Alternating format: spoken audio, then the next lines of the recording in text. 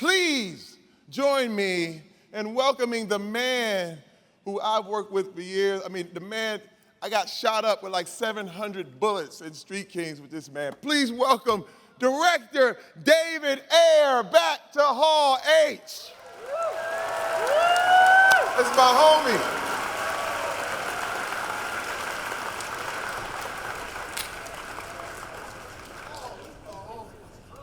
This is my man right here. What's up? What's up? Hey, what's up? Hall H. Yeah. This is the house of Netflix. This is Netflix right now. We're here to represent Netflix. What's up with that? Netflix house, boy. Netflix house, bitch. Okay. Oh boy, I think I went over. I think I won't be back. But now, please welcome the producers, Eric Newman and Brian Uncleness.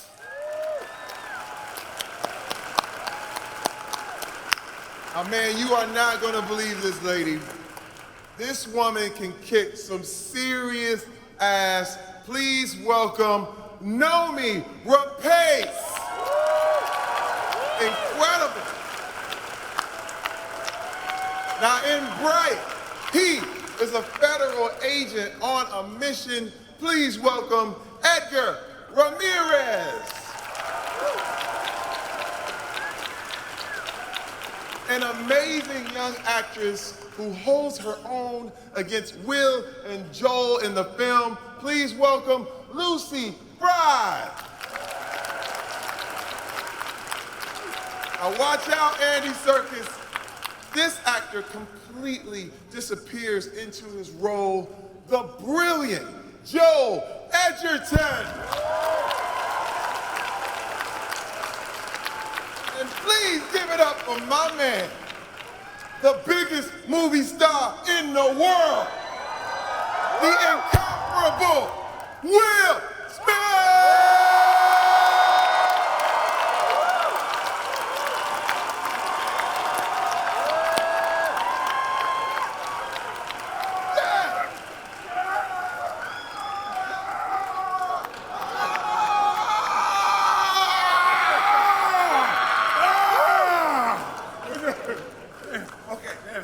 Terry hurt you playing.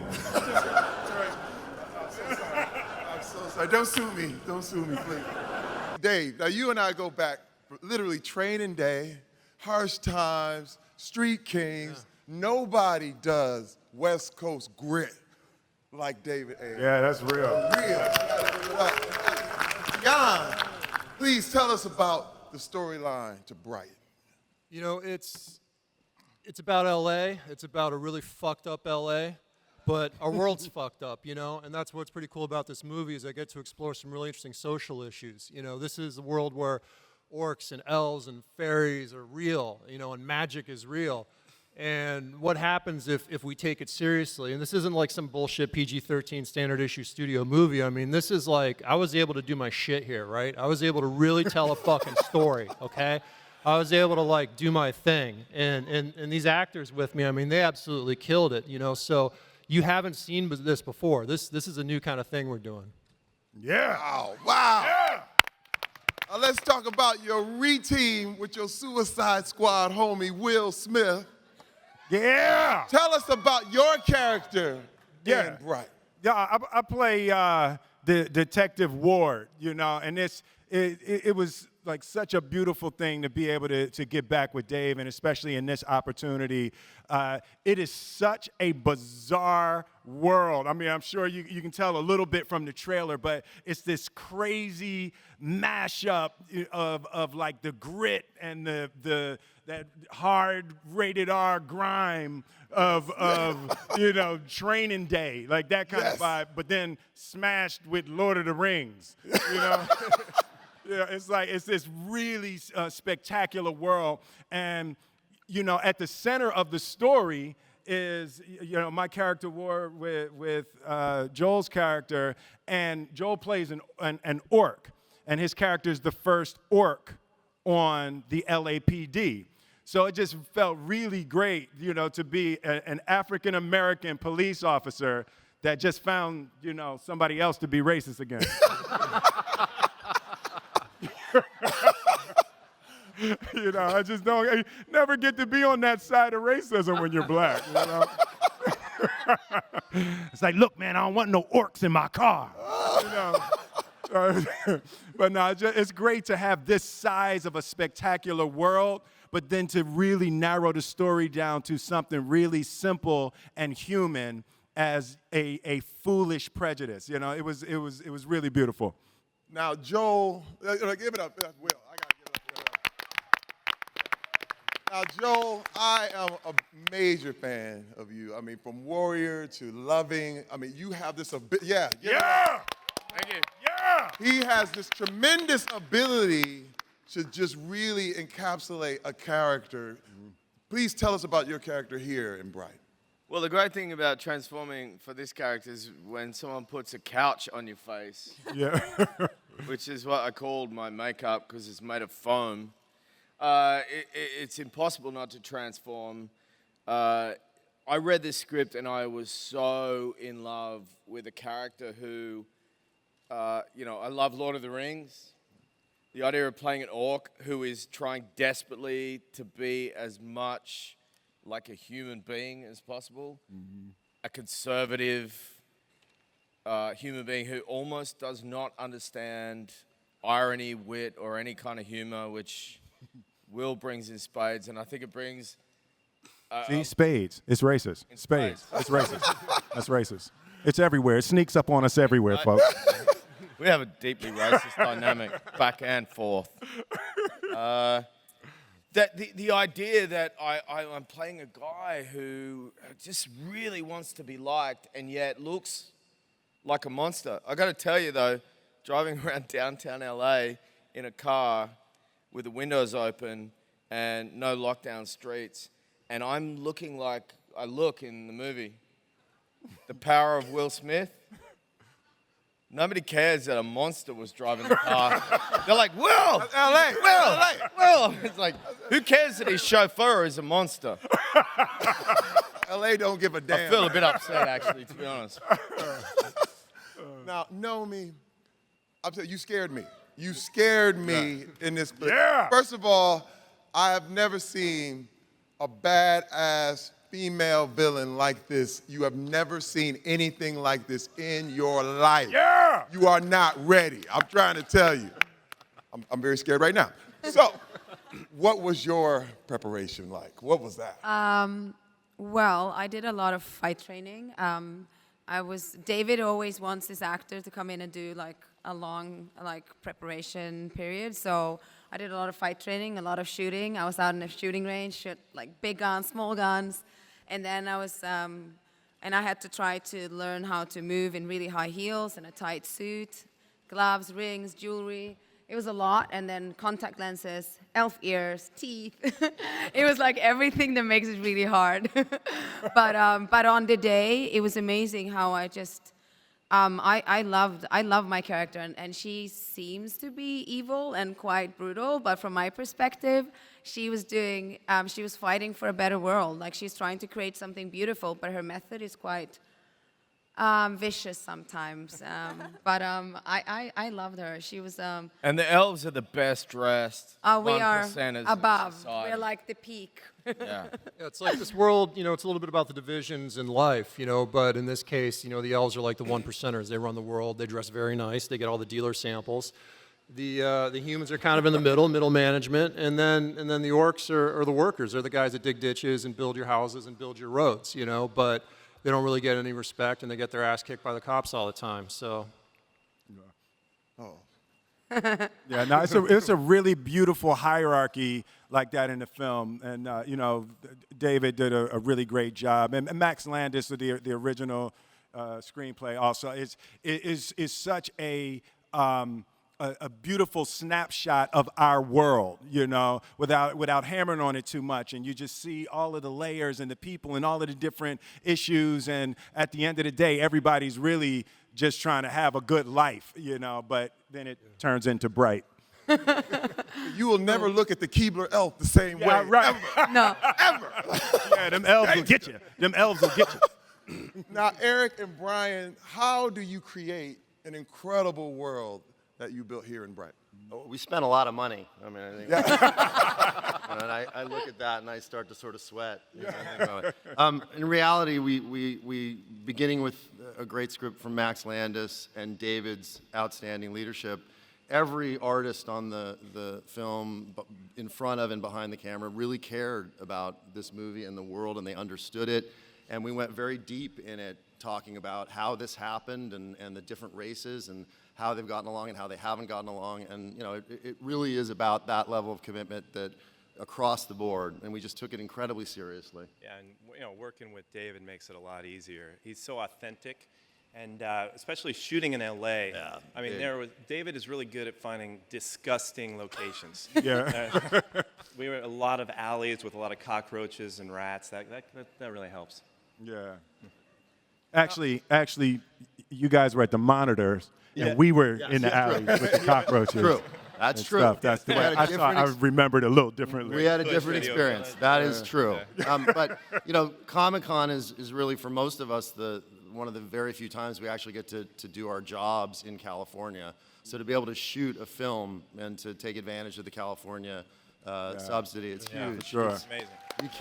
You cannot shoot Los Angeles in Atlanta. You can't do it. So But that was it's actually great. It has a lot to do with, I think, how Netflix does their business is, they let you be a filmmaker, and they're like, what's the best place to shoot this movie? And I'm like, Los Angeles, fine, we're going to do it. Done. They gave me all the tools. They gave me all the resources. They let me be creative.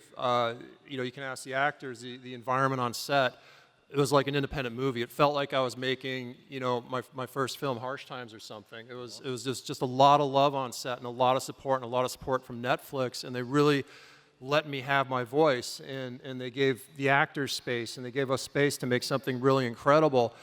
And that may not quite land with you guys. You have to understand what the opposite is, and sort of what the real situation is out there with a lot of filmmakers. And I think Netflix is going to pull a lot more talent because they are so supportive. They all are supportive of the process. It feels like it's 20 years ago with them. It's kind of amazing.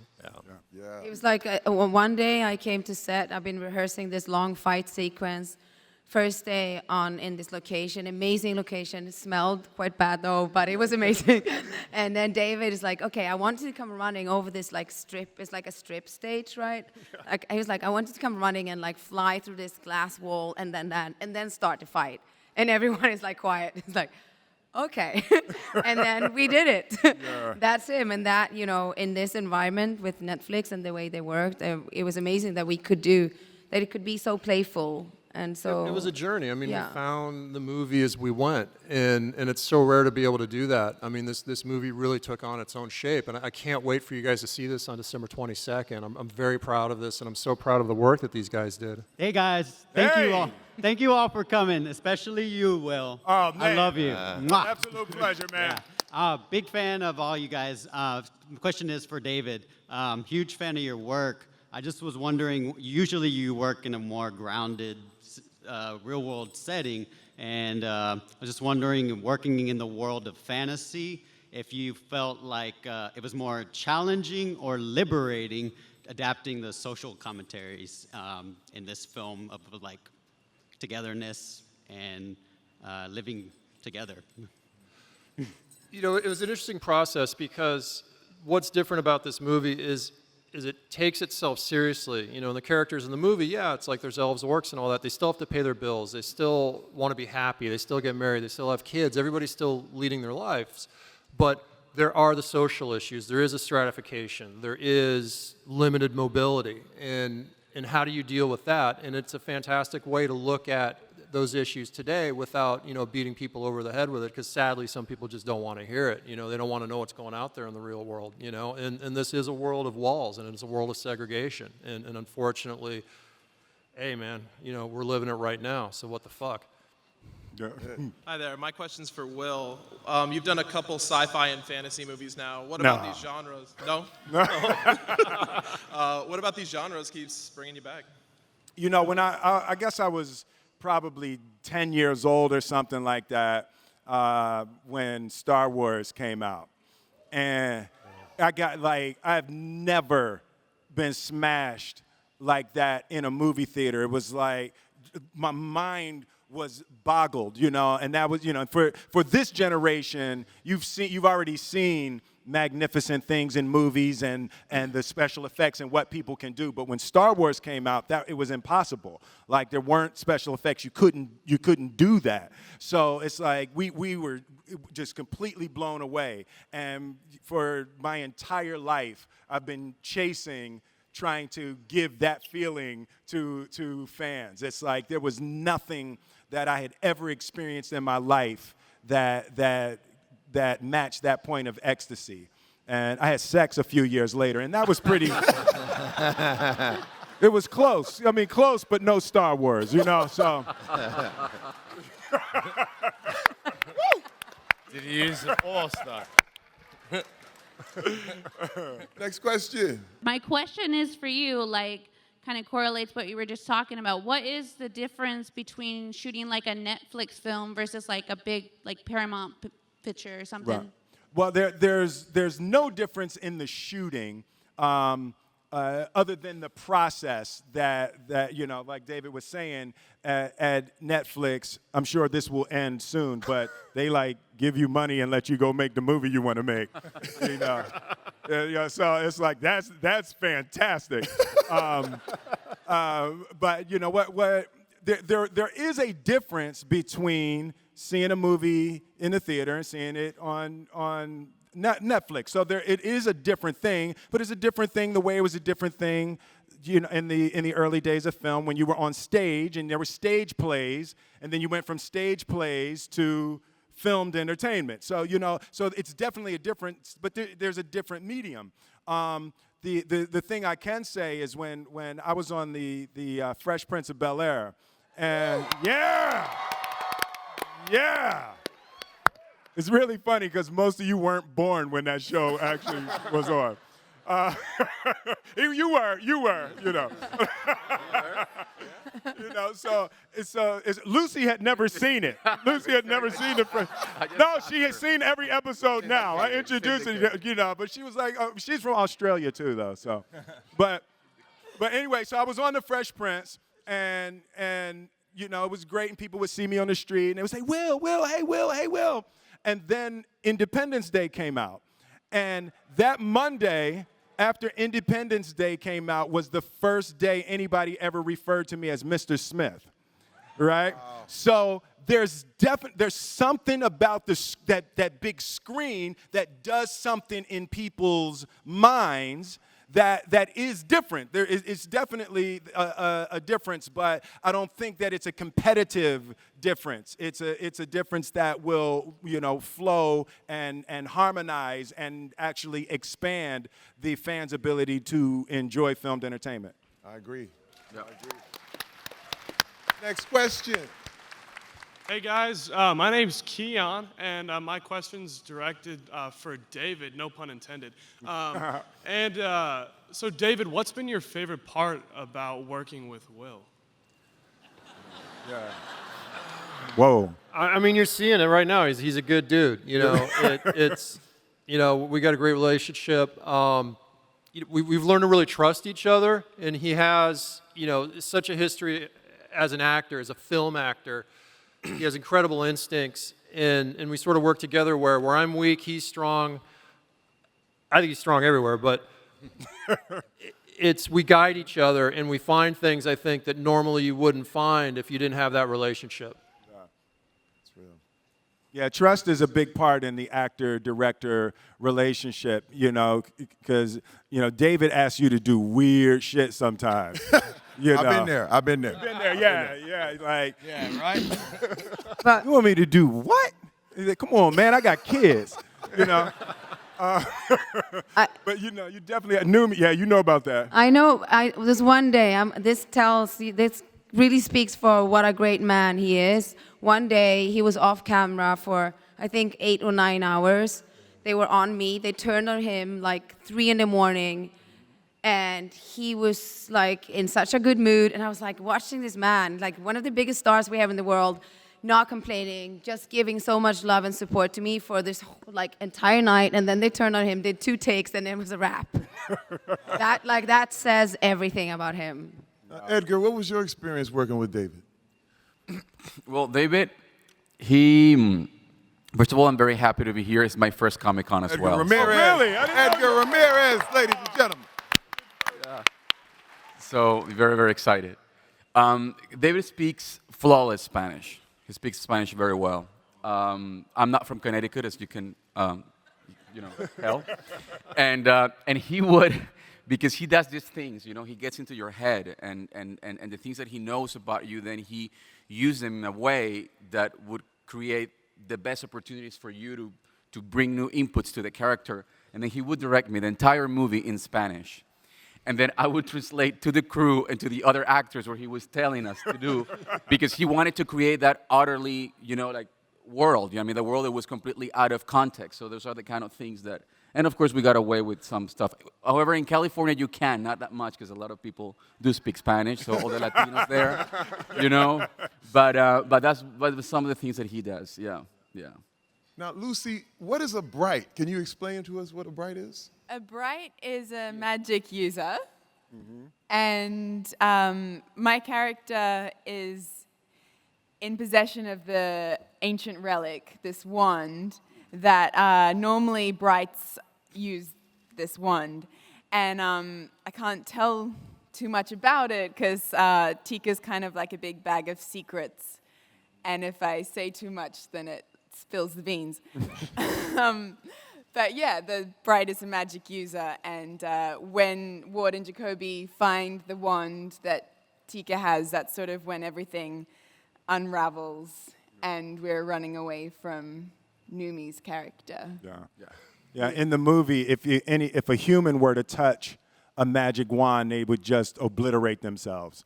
You have to be trained in magic to actually handle a wand. And Tika's character, she's like a baby bright, little baby bright. She's been trained.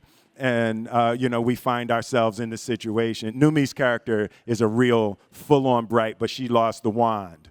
And I was growing the wand inside of my arm. It's a piece of my body, and I pull it. Yeah, that's sexy. Like that. Ooh, that's a whole nother movie right there. Next question. Exactly, yeah. Can we Hey, my name's Corwin, and I wanted to say, Terry, you're awesome. Oh, thank and you you. should have gone to Doomfist. You really should have. And Will Smith, you're awesome also. Thank you, sir. Thank you. For the director, did you get your thought process from Shadowrun by any chance? And if you did not, where'd you get your whole entire thought process for the whole entire movie with all these different elves and orcs and everything else? It came from a fantastic script that Max Landis wrote. He'd always been a fan of mine, and he actually dedicated the script to me. And I never read anything. I never read scripts. And my agent's like, dude, you got to read this, bro. And I read it, and I'm like, okay, I'm in. Let's do it. It's this sort of genius combination of this lore, this traditional lore, and what I do so well as a director about telling stories about Los Angeles and law enforcement and friendship and honor and respect and all these things. And Max really found a vision that I hadn't seen before in a movie. So I had a lot of fun making this film. Wow. All right. Now, that's our end of our audience questions. But, Will, what are we about to see right now? So I'm sorry, Edgar just pointed out, and it said, welcome to Comic-Con. Please be aware that many of the members of your audience may be under 18 years of age. I mean, the whole wand situation was getting out of control. Yes. I'd like to apologize to any of the parents in the audience. I didn't read that till just now, so I was just like to apologize for the wand comment. People chasing a wand. Sorry about the F-bombs. Yeah, this should be printed larger. They got to make yes. I'm just seeing it now, and this is terrible. This is terrible. I talked about having sex as a teenager. Like, this is crazy. I blame Comic-Con. It's your fault. And it's right at the top. I just saw that. Sorry. But before we go, I know we have to go. But I want to see the trailer one more time because it was like close on me. So I want to come out there a little bit to be able to see it. All right. So let's roll the trailer one more time. Thank y'all. Comic-Con. Thank you. For the cast.